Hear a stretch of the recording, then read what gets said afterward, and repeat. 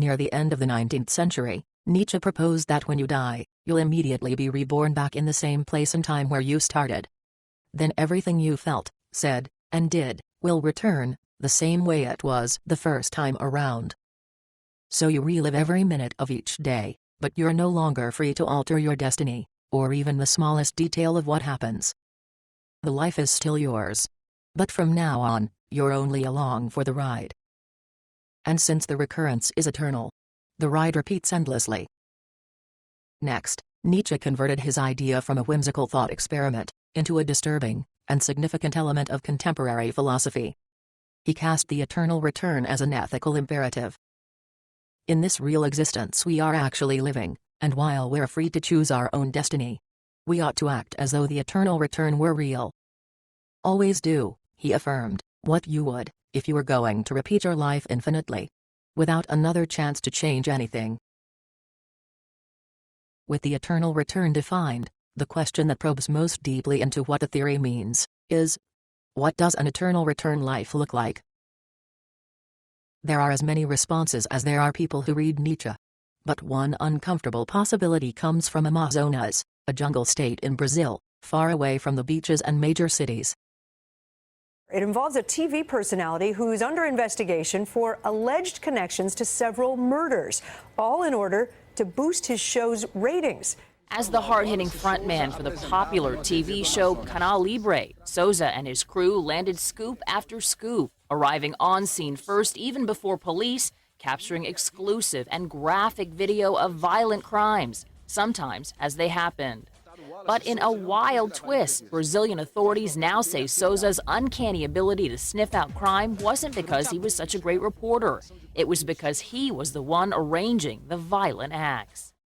Actually, that's the least of it. Souza's career began decades earlier, as a police officer. That job came to an end in a volley of cross-accusations when Souza himself became a leading suspect in a highly publicized case that he was investigating.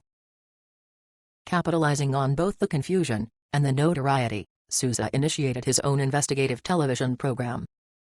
Violence and crime centered the episodes, and his graphic reports, along with his zero-tolerance attitude, won a following.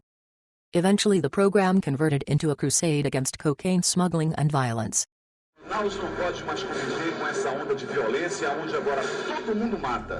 The project resonated deeply in the zone, a remote place where drug trafficking threatened to overwhelm civil society. Next, Souza converted his vigilante popularity into a campaign for state legislature. These are glimpses from one of his ads. At his peak, he was winning elections with more votes than any candidate in the state. And he was, possibly, the most respected leader in far western Brazil.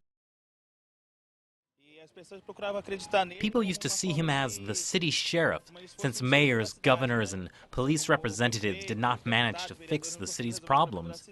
People believed in him and had trust in him, as if he were a savior. Everything began falling apart, however, when a suspect in one of the arrests that Souza captured on film spilled an interesting story to the state prosecutor. Truth, like trust, is in short supply in the world Souza reported from. In general, though, these are the facts that eventually surfaced. Wallace Souza was an ex-police officer. Souza was a television vigilante, decrying cocaine smuggling and violence. Souza was a popular and crusading state legislator, leading the civil and legal offensive against the scourge of drugs and crime. Souza was a powerful drug lord. By the end, he dominated the regional cocaine market by controlling the illicit trading routes joining Bolivia, Peru and Colombia, all through western Brazil. Completely under the radar, he'd become one of the world's significant movers and dealers. In any line of work where the hours are flexible, where the money comes fast, and where little formal education is required, there are going to be independent operators trying to invade the market. To deal with them, Souza assembled a band of hardened mercenaries. The task was simple and blunt. Eliminate the competition. As a few of these contracted enforcers worked for the police department, some elimination occurred through arrests. Other and more difficult cases were managed with assassination. Whether the end came in handcuffs, or with bullets, there was a single requirement: The enforcers always alerted Souza of the impending actions, so that he, and his cameras, could be on the scene. The shocking and exclusive footage powered the television program. And the high ratings created a shield of popular support that held out for decades. The success further provided a secondary income, which plausibly explained all the money that flowed to support Souza's opulent lifestyle. After his arrest, Souza suffered only a very brief incarceration. The autopsy showed that the life-ending heart attack would have come at about that time, regardless of the circumstances. Here are 5 sets of connections between Souza and the eternal return. Wallace Souza's was an eternal return kind of life. It's just important to note that he doesn't receive Nietzsche's sanction because he was an amoral drug runner. That has nothing to do with it. Instead, what Souza offers is the possibility of high adrenaline existence.